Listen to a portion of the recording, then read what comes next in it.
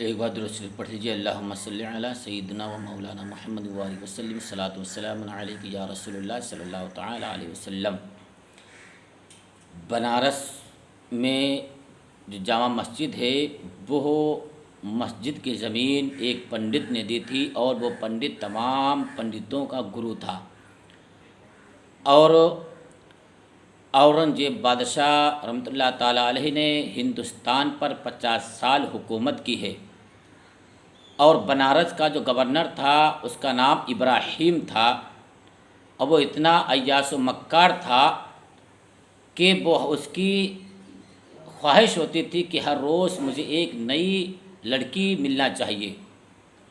اس نے وہاں کے سے لوگوں سے پوچھا کہ یہاں پر کس کی لڑکی سب سے زیادہ حسین و جمیل ہے، تو ان لوگوں نے بتایا کہ یہاں کے پنڈت کی لڑکی بہت ہی حسین و جمیل ہے۔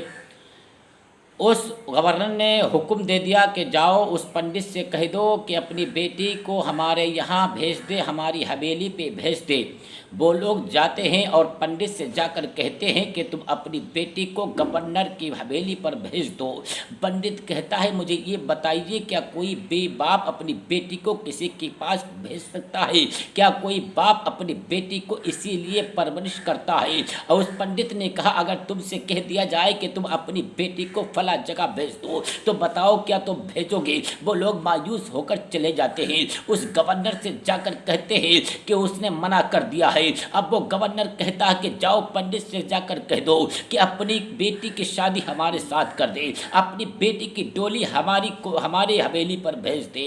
اب وہ لوگ جاتے ہیں۔ جانے کے بعد جب پنڈت سے جا کر کہتے ہیں کہ گورنر نے تمہاری بیٹی کا ہاتھ مانگا ہے، گورنر نے تمہاری بیٹی سے شادی کرنا چاہتا ہے، غور کرو مسلمانوں۔ پنڈت نے کہا کہ میں ایک پنڈت ہوں اور وہ مسلمان ہے، میں اپنی بیٹی کو اس کے پاس کیسے بھیج سکتا ہوں؟ میں اپنی بیٹی کی ڈولی اس کے یہاں کیسے بھیج سکتا ہوں؟ تو مسلمانوں ان لوگوں نے کہا کہ گورنر نے کہا ہے کہ اگر آپ اپنی بیٹی کو نہیں بھیجیں گے تو آپ کو، آپ کی بیٹی کو، آپ کے خاندان کو قتل کر دیا جائے گا۔ اللہ اللہ! اب مسلمانوں پنڈت پریشان ہو جاتا ہے، پنڈت کا کلیجہ منہ کے اندر آتا ہے، پنڈت پریشان ہے، پنڈت نے کھانا پینا چھوڑ دیا ہے۔ پنڈت کی لڑکی آتی ہے اور کہتی ہے اے بابا جان، آپ نے کئی دن سے کھانا نہیں کھایا ہے، آپ بہت پریشان نظر آتے ہیں۔ بابا جان کیا بات ہے؟ ایسی کون سی بات ہے؟ آپ کو کس نے پریشان کیا ہے جو آپ نے کھانا پینا چھوڑ دیا ہے؟ اب وہ پنڈت کہتا ہے بیٹی، یہاں کے گورنر نے تیرا رشتہ مانگا ہے،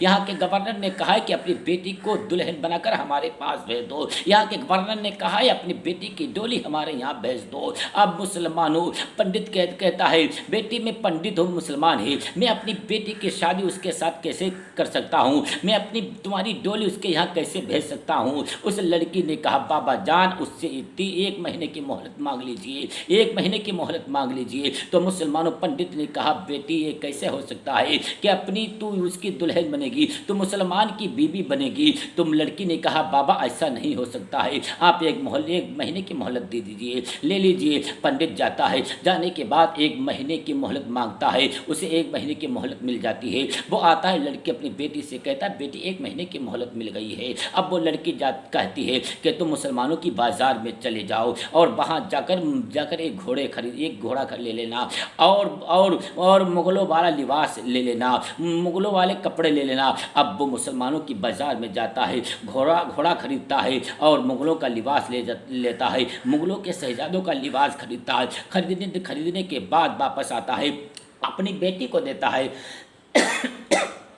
بیٹی کو دیتا ہے، بیٹی نے وہ لباس پہنا، ایسا لباس پہنا کہ کوئی دیکھ کر یہ نہیں کہہ سکتا تھا کہ یہ لڑکی ہے، بلکہ جو کوئی دیکھتا وہ یہی کہتا یہ شہزادی ہے۔ قربان جائیے مسلمانوں! اب وہ لڑکی گھوڑے کے اوپر سوار ہو کر دہلی پہنچ جاتی ہے۔ دہلی کے اندر اورنگزیب بادشاہ موجود تھے جنہوں نے 50 سال ہندوستان پر حکومت کی ہے۔ اورنگزیب بادشاہ جمعے کی نماز پڑھاتے تھے، پڑھانے کے بعد جو جمعہ پڑھتا تھا اورنگزیب بادشاہ خود ہی نماز پڑھاتے تھے۔ پڑھانے کے بعد وہ जामा मस्जिद की सीढ़ियों पर बैठ जाते थे, हर इंसान की फरियाद को सुना करते थे। उसी में वो लड़की ये सोचती थी, लड़की ये जानती थी कि जुमे के दिन मुलाकात हो सकती है, कि जुमे की नमाज़ पढ़ाने के बाद बादशाह सलामत जो हैं सीढ़ियों पर बैठ जाते हैं, सबकी फरियाद को सुनते हैं। लड़की जुमे के दिन पहुंच जाती है, वहाँ पर सबकी फरियाद को सुना जा रहा था। वो लड़की भी पहुंच जाती है। औरंगजेब बादशाह की नज़र जैसे उसके ऊपर पड़ती है, औरंगजेब बादशाह ने चादर को फेंक दिया उसके ऊपर और कहा, बेटी इसे झपा लो। लड़कियां ऐसे नहीं घूमती हैं। जो लोग वहाँ पर मौजूद थे, अब वो लोग परेशान हो जाते हैं कि एक शहजादे को बादशाह ने बेटी कहा है, बेटी कहा है तो मुसलमानों इजाज़त हो जाता है कि इसको ले जाया जाए, इसकी फरियाद को सुना जाएगा। उस लड़की को ले जाया जाता है। औरंगजेब जाते हैं, पूछते हैं, बेटी क्या बात है, कौन सी फरियाद है तुम्हारी, मुझे बताओ। तो वो लड़की कहती है कि आपने बनारस में जिसको गवर्नर मुकर्रर किया है वो हमारी इज्जत के साथ खेलना चाहता है, वो हमारे साथ शादी करना चाहता है, वो हमारी डोली लेना चाहता है। तो औरंगजेब बादशाह ने कहा कि बेटी जो उसने कहा है वैसा ही करो, जिस तारीख में कहा है उसी तारीख में उसके साथ शादी कर लो। अब वो लड़की कहती है कि मुसलमान ही की तो कहेगा मुसलमानों, लेकिन लड़की अक्लमंद थी, होशियार थी। लड़की ने कहा, सोचा कि इन्होंने बेटी कहा है और जब बेटी कहा है तो बाप का हक जरूर निभाएंगे मुसलमानों, कुर्बान जाइए। अब वो लड़की चली जाती है। पंडित पूछता है, बेटी कहाँ गई हुई थी? तो वो लड़की कहती है, मैं दिल्ली गई थी, बादशाह के पास गई थी, बादशाह के पास फरियाद लेकर गई थी। तो पंडित कहता है, बेटी बताओ बादशाह ने क्या कहा है? तो उसने लड़की ने कहा कि बादशाह ने कहा है कि उसी तारीख में उसी वक्त शादी करो, उसी तारीख में शादी करो और जैसा वो कहता है वैसा ही करो। पंडित कहने लगा कि मुसलमान ही की तो कहेगा, कुर्बान जाइए। लेकिन लड़की ने कहा कि बाबा उन्होंने 3 बार बेटी कहा है, अगर बेटी कहा है तो बेटी का हक जरूर निभाएंगे। तो मुसलमानों अंदाज़ा लगाइए, जब वो दिन आ जाता है, शादी की तैयारियां शुरू हो जाती हैं, डोली लाई जाती है। अब बाप का कलेजा फट जाता है, बाप का कलेजा मुँह के अंदर आता है, बाप बेहोश हो जाता है। अब डोली लाई जाती है, डोली में बिठाकर ले जाया जाता है। अब जैसे हवेली के पास पहुंचा जाता है, अब हुक्म हो जाता है कि डोली को वहीं पर रोक दिया जाए। डोली जब वहाँ पर रोके, पूछा क्यों? कि इसलिए गवर्नर ने कहा कि आज मेरी शादी है, मैं माल को निछावर करना चाहता हूँ। जैसे उसने अपनी अशरफियों को लुटाना शुरू कर दिया, अशरफियों को फेंकता हुआ जा रहा था। उसी में एक शख्स आता है जो कंबल ओढ़े हुए है, फटे कपड़े पहने हुए है, वो हाथ बढ़ाता है कि मुझे भी कुछ दे दो। तो उसने कहा, ज़मीन पर अशरफियाँ पड़ी उठा ले। उसने कहा, मैं ऐसा वैसा फ़कीर नहीं हूँ जो ज़मीन से पड़ी हुई उठाऊँ, बल्कि मुझे हाथ में चाहिए। बस जैसे उसने हाथ बढ़ाया देने के लिए, वैसे ही कलाई को मजबूती के साथ पकड़ लिया और उसको ज़मीन पर पटक दिया, ज़मीन पर फेंका।